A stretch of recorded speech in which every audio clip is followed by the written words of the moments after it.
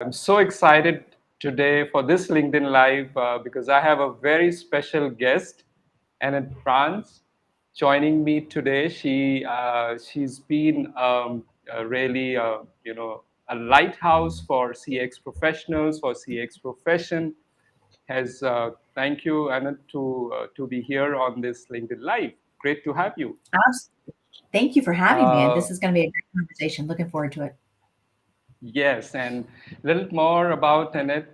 She is a founder CEO of Customer Experience Journey, and she has written two amazing books. I think we can see those posters back in her background, and very inspiring. And her latest book is Built to Win, which is what we are going to talk about, and it's really going to create some great clarity for customer centric culture. That's what we are going to Yeah. talk about in it. So I first want to ask you, Annette, how did this idea came about of writing this book on Build to Win and about culture?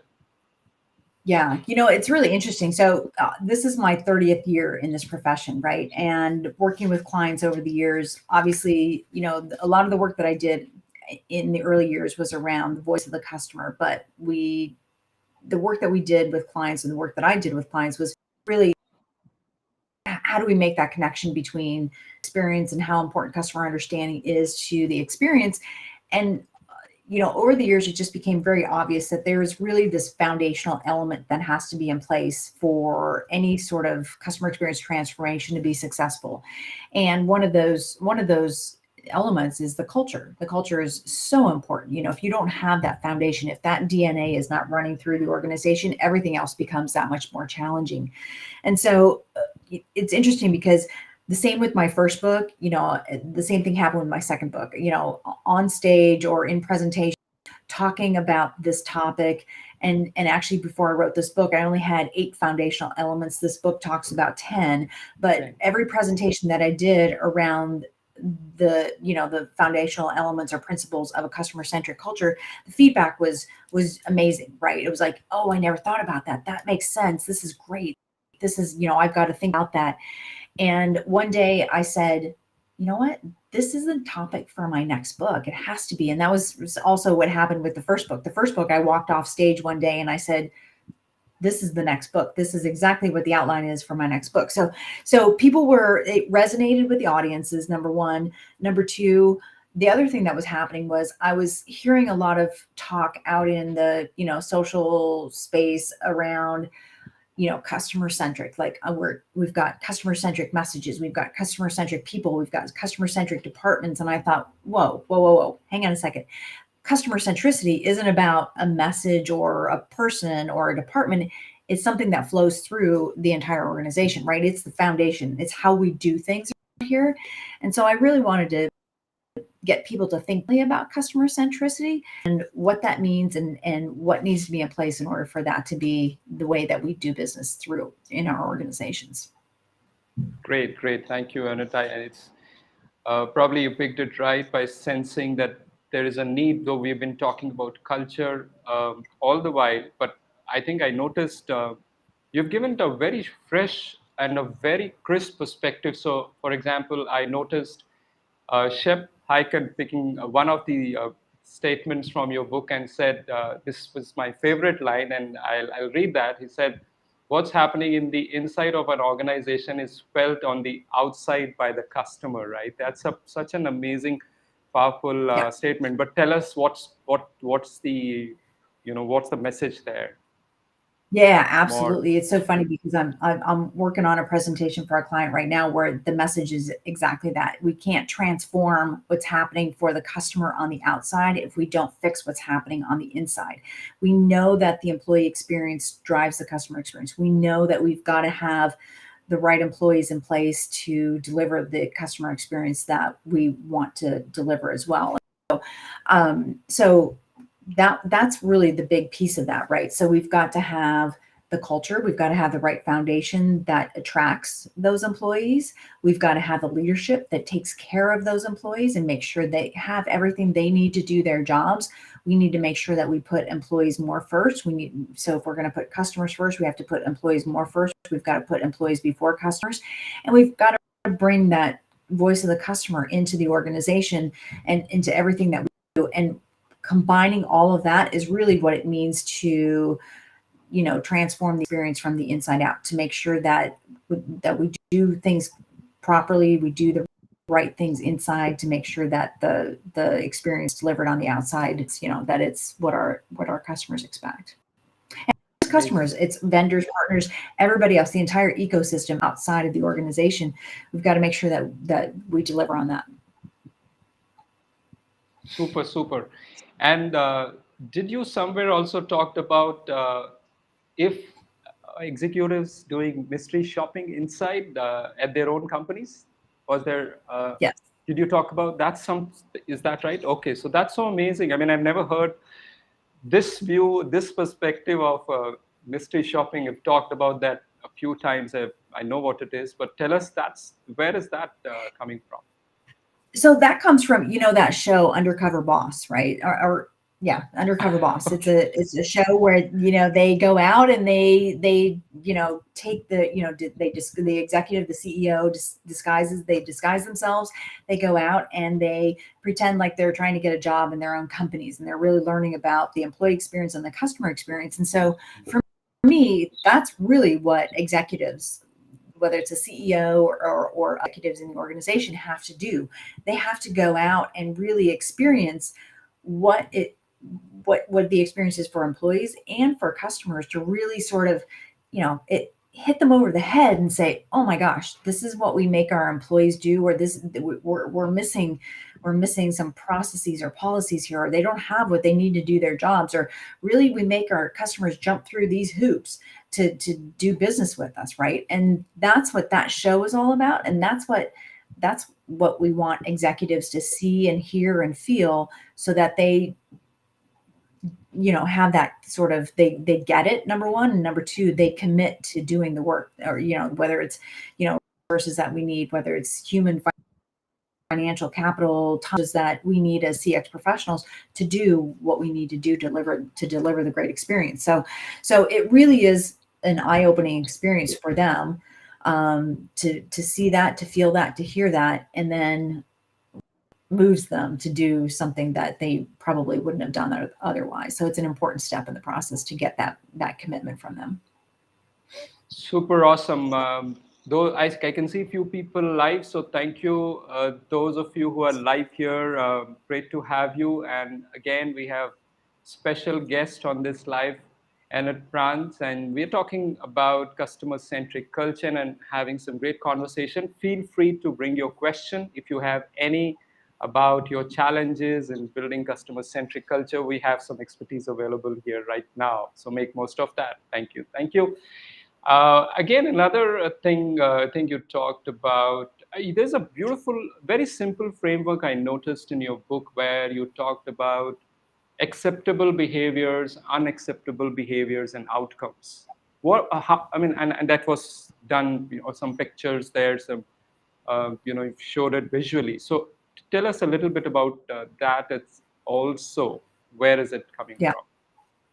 So culture is really defined as core values plus behaviors, right? So what we need to do first is establish the core values. And if you've already got core values in place, you might want to reevaluate your core values to make sure that they are in line with a customer-centric organization, right? And then second, the second part of that is behavior, right? So what we want to do is, we've got these core values, and then we want to both acceptable and unacceptable behaviors for each one of those core values, so that employees know what it means to live those core values and to breathe those core values.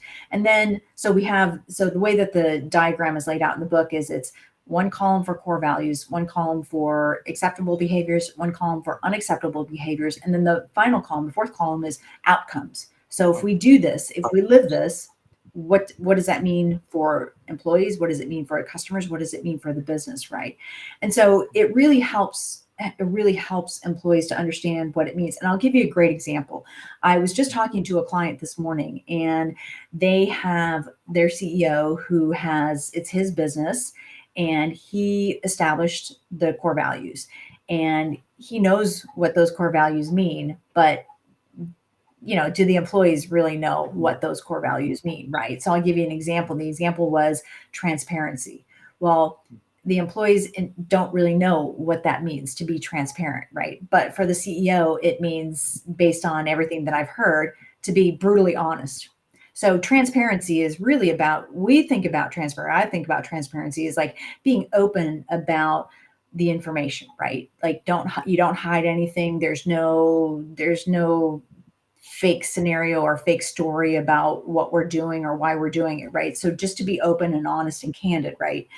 Well, for him, it means to be brutally honest with an emphasis on brutal. so, so, so we have to really define, and as a result of that, employees are afraid to speak up. They're afraid. So there's sort of this mismatch, right? So it's really important that we define, what does transparency mean? What behaviors are acceptable? What's not acceptable? And what are the outcomes as a result of that? And right now, the behaviors that are happening that shouldn't be happening are, the leader is being brutal, emphasis on brutal, brutally honest, and that is causing the employees, the outcome is the employees are really shutting down, right? And they don't know what that means. So we need to do that exercise to really understand core values plus behaviors, outcomes. That's what culture is. And so take the time to do that work, socialize it, operationalize it. Once you've laid out, the core values and the behaviors that are associated with it, now operationalize it, right? What does it mean to live that? So how are we going to hire, fire, promote as a result of that? How are we going to make decisions as a result of that? How are we going to define policies and processes as a result of that? So there's a lot that goes into that, but we have to start with the foundation, the core values, and then what are the behavior with each of those core values. Yeah, I think very vital from many great companies. Of course, the values percolate from the top, and then it, as you rightly said, it then has to be operationalized, and then it leads to outcome. Annette, I'm quite curious to know from your experience, that everybody is talking about customer experience and customer-centric culture. In your view, where are we, and probably in your view, especially with the kind of geographies that you work with, and of course you work globally, where are we on the really having great customer-centric culture in companies today? I mean, what percentage would you say are there, based on what you said, is built to win? What percentage of companies are truly built to win today? Curious So to know I that. will say, yeah, no, it's a great question. I don't know what the exact number is, but I will answer it this way. I will say, if you Yes. asked every CEO of every company, are you customer centric? And they would all say, yes, of course. Yes. Yeah. Nobody's going to say, oh, no, we don't put So, but that's not true. Obviously, that is not true. So I would venture to guess that that number is probably somewhere around 20 to 25%. That might be generous. Yeah, I see. Okay. But right, that's where I would venture to guess. It's not every company, even though CEOs might say absolutely it is our company. But yes, everybody has sort of this, yeah, we love our customers, but do you actually do what it takes to put the customer at the heart of your business? And that's the difference between words and action, right? So That's right. And I just want to know, are there any favorites of yours? Would you like to name, which are like there when it comes to building a customer-centric culture? yeah, I think one of my favorites, whenever I'm asked about examples, is Zappos. Zappos. Zappos, Mine too. Tony Yeah. Hsieh, yeah, Tony Hsieh had done an amazing job of building this customer-centric culture, this customer-centric organization, right? And they continue to live it today, rest in peace, but they continue to live that today, and that's what the business is today. So I think that is probably my favorite and probably the most talked about, and among customer experience professionals, probably the one that we all know quite well, right? Starbucks, I think there's another one. Starbucks is a great example of a customer centric culture. With Howard Schultz coming back in the last couple of weeks to take over, running the business until they find a full-time CEO again. He's taken the time to sit down, listen to employees. He's taken the time to say, you know what, we know that if we listen to employees and employees have a great experience, customers will have a great experience. I mean, that is one of the foundational elements or principles of a customer-centric organization. Absolutely. So that's a great example. What else? WD-40. This is an interesting one. WD-40, the CEO is Gary Ridge. It's a company that's based here in Southern California. It's in San Diego. Gary Ridge has been the CEO for, gosh, I want to say 20 some years, 25 years. He's about to leave the company later this year. But he has done a great job of building this tribe. He calls his employees this tribe, and he's spent a lot of time making sure that the values are clear, they're communicated, they're socialized, they're operationalized, and everybody lives those values, right? And he's done a phenomenal job of making sure that, that customers come before products and profits and metrics. And that's another really important part of being a customer-centric organization. So those are three examples that I would call out right off the top of my head. Great. Yeah, great examples. I mean, of course, I knew about Zappos as first example, but WD-40 is a new example. Thanks for those. I also recall watching one of Tony Hsieh's interviews, and in which he was asked one question that what's the biggest mistake you think ever made? And he answered that wrong hires. You would, of course, relate to that. And he also said that as a result of wrong hires, we made losses of up to $100 million. So that's the impact sometime. And so on that, I just want to know, Annette, if you have to pick one thing, of course there are 10 principles you talked about, but if you have to pick up, like I mean, in case of, sometimes I feel I'm also into strengths-based coaching, and I feel having the right kind of people for the right job is super valuable, and especially when it comes to culture. So wrong fit, wrong person at the wrong place, and that's what probably Tony Hsieh also meant. Now, absolutely. Of course, that's my view. But what's your what will you advise as the number one greatest impact area when you have to build a culture, and you have to actually not build, but you have to transform it? Because many companies already have it. Now they want to have, how do we go to the next level? What would that be? Yeah. No, it's a great question. You're absolutely right. And he did a phenomenal job of making sure that culture fit was exactly what it is, culture fit. And a lot of people get that whole notion of culture fit wrong, right? They think it's, we hire people who think the same and do the same and everything. That is not what culture fit is all about. But I want to answer your question. I think so out of the 10 principles, just want to say, the 10 principles in the book, you have to do all of them, right? But I think critical to success is leadership, right? Leadership in terms of a customer-centric culture, a customer-centric culture is deliberately designed, and it's deliberately designed by the CEO. And so that's the first point. The second point is you get the culture that you design or that you allow, right? And so if a leader allows these negative behaviors and things that are contrary to the customer-centric culture that he or she wants, then that's what they're going to get, right? So I think it's so important that leaders live this and breathe it, and they model it. I think they're so critical to the success of this transformation.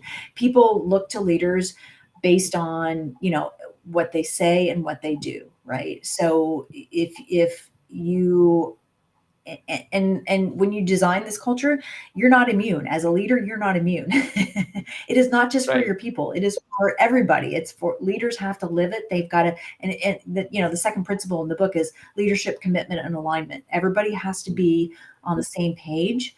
And that's the only way that this is going to be successful. So I think that's a huge part of it is beyond culture fit. It's leadership is so important to ensure that we have the culture that we desire. Yeah, and thanks for that. it's super critical. And in my view also, sometimes when we talk to companies, it's so easy to make out if their leadership is not fully aligned. You can make out Yeah. that Yeah. they might have great Yeah. technology, all processes, all trainings, but it's not going to work out because there is no that not that sincerity of that, that comes Absolutely. from top with that vision, of Yeah. course, backed by execution. Yeah. What's the There's a great book out there. Oh, sorry. There's a great book out there. I'm going to get the title wrong, but it's by Miles Kierson. It's The Power of Executive Team Alignment, something about that, but something around that. But he basically says that most executive teams are not teams, because a team is a group of people that works together toward a common goal. Most executives are a group of people. They're just a group of people, right? Versus a group of people that work together toward a common goal. And that's what alignment is all about, right? Everybody is on the same page. They've talked through the whatever the decision is that's going to be made. They've talked through it. Everybody's thrown out their negatives, their positives, why we should do it, why we shouldn't do it, all of that. But at the end of the conversation, we all decide, okay, we've got it all out there. We understand, we get it, but we're all on the same page. We agree. We're going to commit to this. There's no meeting after the meeting. There's no people leaving and saying, "Hey, we agree, but I'm not with that. Not on the same page." Everybody leaves and says, "This is what we're doing, and this is how we're doing it." And we go and we move forward and we figure out how our team is going to be a part of that.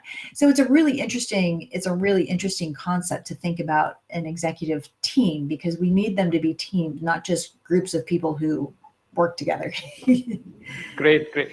In fact, you just reminded me a picture I use sometimes in my work, which is a picture of dance performance. It's a traditional Indian dance, but of course any dance where there is a synchronicity between the performers, and they don't have to then stop and tell we have to do this. They're just when they're performing, they're completely synchronized.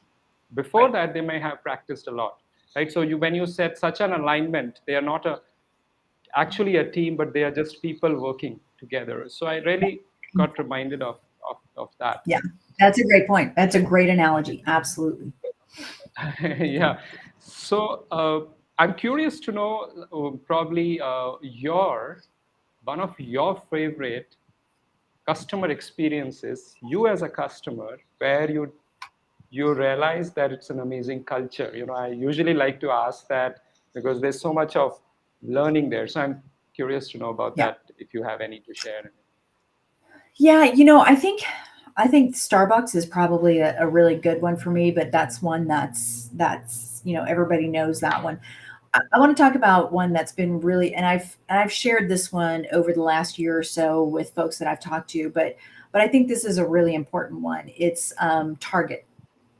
Target. Target Okay. has Target has really taken, and I think a lot of companies, obviously during the pandemic, they tried to adapt and adjust to, consumer and customer needs.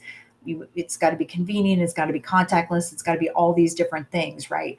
Target did a really good job of the omni-channel, the whole digital experience, and regardless of where you are, what you're in person, you're on the platform, you're on the app, you're wherever you are, they know you and they know where you are and they know where you are in the journey and the experience. And so my very first experience with Target was placing an order online, and then I switched from their website to the app, and oh my, on the app and I'm in my account and look, it's the exact same thing that I ordered online and it's right here in the Wow. app. So, first of all, it's like, wow, Wow. wow, there was Truly. no clumsiness between, right? No clumsiness between those Yeah. two channels. And then, so I finished the order in the and I submitted it. And they've got my contact, all my contact information, my Target Red card, all that. So I placed the order, and then once you place the order, then you will get notified when the order is ready for pickup, because I did a pickup order, and I got notified both via email and on my phone. A notification popped up that said your order is ready to be picked up. So when you click on that and you go into the app and you select if you're going to pick it up, like you're actually going to go into the store and pick, or you're just going to pull, drive up. And then I select drive up because I'm like, well, why would I want to get out of the car if somebody's going to bring it to me? So I select drive up, and then it says, well, let us know when you're on your way. Awesome. No. I click, Wow. right. So I click, I'm on my way. When I leave the house, and I had the GPS, I had my location on. When I was within, however, like I was coming up on the parking lot, and all of a sudden I see it pop up on my phone that, oh, you're here. Let us know when you're in your space and what space you're in. So I go in, I pull into the space, and I type in the space number that I'm in. And Wow. within less than 5 minutes, they're out with my groceries and they're putting it in the trunk. And I'm like, all of this is taking like 10 to 15 minutes from the moment I left my house to the moment I've got groceries in my car and I'm ready to head back, So, I mean, it was just so easy, And then if I'm in the store, I get I great experience in the store. I've never had a bad experience just being in the store. I think we all know that. When we go into Target, we're just like, oh my gosh, there's way more in here than I thought I was going to spend. It's just a fun experience. So that's one of the experiences that I love to talk about, because it is just, I think they've done a really good job of the omni-channel and like all of that, right? When you talk to employees, it's the same thing. They're very helpful. They're very like, it's just a great experience with the employees as well. So Great, great. Thank you for sharing that, because I always had this question about digitization and culture. I don't know if they yeah, are at the, are they going together? In this example, this is a powerful example, and your personal experience. I think it's clearly possible to yeah, amalgamate these two and go together, even though it might look difficult and you may miss out on one for the other, but that's true. yeah, I also exactly. really, really liked, I think, what you said. Again, you have some very crisp and some of those hard hitting messages. For example, did you say in your book, pause for a moment and imagine your business with no customers? Right. Yeah, that's a kind of a jolting statement, but Yes. quite, Yes. so where is it Yes. coming from? What's your take on that? Well, so I did this in the first book too, at the Great. last chapter, at the end of the book, in the last chapter, or in the last book too. I said, I've got this open letter to CEOs, and the open letter to CEOs is all about why do we why are we spending so much time focusing on building the ROI, like the work that we do as customer experience professionals? Why are we spending so much time building the business case? And isn't the purpose of a business to build, to create and to nurture customers? Why are we not doing that? And instead we're spending all of our time focusing on why should we deliver a better experience. And so I think that was sort of the kick in the head for me at the end of both books was, think about your business with no customers, because if you have no customers, then fine, you have no business. And so that's why we do what we do, because the business is all about and for customers. And so let's just do that and focus on them, and the numbers will come. Awesome, man. I learned so much. I enjoyed so much. I think we can start to wrap up. You're busy, and I just want to thank you. But before that, I just want to ask you if you have Of course. one message about CX professionals, leaders out there, what would that be? I think my one message is this, and this has been my message for the last 30 years. Like I mentioned, I've been in the profession for 30 years. Don't forget about your employees. Your employees are such an important part of the business. Focus on your employees, make sure they have a great experience, make sure they have the tools and the resources to do the jobs that they need to do, and to serve their customers the way that they want to serve them. And the benefits will be great for both employees, for customers, and ultimately for the business as well. Great. I think you say it in principle three, employees more first. I do. Employees more first. Absolutely. Absolutely. Don't forget that. Right. So I just want to also, before we wrap up, thank everyone who made it to this live today. And if you're watching this recording, please leave a comment. What really caught your attention, and make sure you pick up the book. That's amazing. Built to Win. I learned a lot, and that's the reason. Thank you and for the work that you're doing, for your contribution to this space. Thank So many you. leaders, so many companies might be getting a great value, and some of them might be transforming based on your work. Yeah, awesome. Thank you. I appreciate being on this LinkedIn Live with you, and yes, thank you. Thank you for everybody who's listening as well. All right. So with that, we wrap this up. Thank you, and we'll connect again.